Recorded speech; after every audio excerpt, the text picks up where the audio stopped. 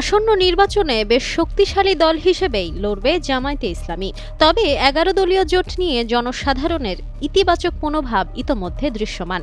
শেষ পর্যন্ত সেই জোটের পরিণতি কি হবে, টিকে থাকবে নাকি ভেঙে যাবে, এমন প্রশ্নের জবাবে জাতীয় নাগরিক পার্টির আহ্বায়ক নাহিদ ইসলাম বলেন, জোটের পরিণতি কি হবে তা নির্বাচনের পরই বোঝা যাবে। তিনি আরও বলেন, নির্বাচন পর্যন্ত যেহেতু জোট রয়েছে, তাই আধিপত্যবাদ বিরোধী শক্তি হিসেবে সবাই ঐক্যবদ্ধভাবে কাজ করবেন।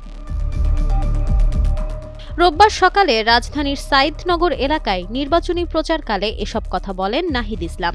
নির্বাচনে সমান সুযোগ ও লেভেল প্লেইং ফিল্ড নেই, এমন অভিযোগ তুলে তিনি বলেন, প্রতিকূল পরিস্থিতিতেই আমাদের প্রচারণা চালাতে হচ্ছে, তবে স্বল্প সময়ের মধ্যেই আমরা ভালো সাড়া পাচ্ছি।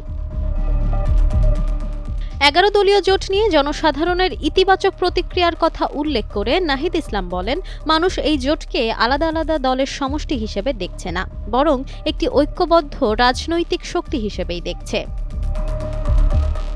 তিনি আরও বলেন, যেহেতু নির্বাচন পর্যন্ত জোট বহাল আছে, তাই আধিপত্যবাদ বিরোধী শক্তি হিসেবে সবাই একসঙ্গে কাজ করব। জোটের ভবিষ্যৎ কি হবে তা নির্বাচনের পর দেখা যাবে। নির্বাচনী প্রচারণার সময় ঢাকা ১১ আসনের বিভিন্ন সমস্যার কথাও তুলে ধরেন নাহিদ ইসলাম। তিনি বলেন, এই এলাকার অবকাঠামোগত দুরবস্থা ও দীর্ঘদিনের গ্যাস সংকট নিরসনে কার্যকর উদ্যোগ নেওয়া হবে।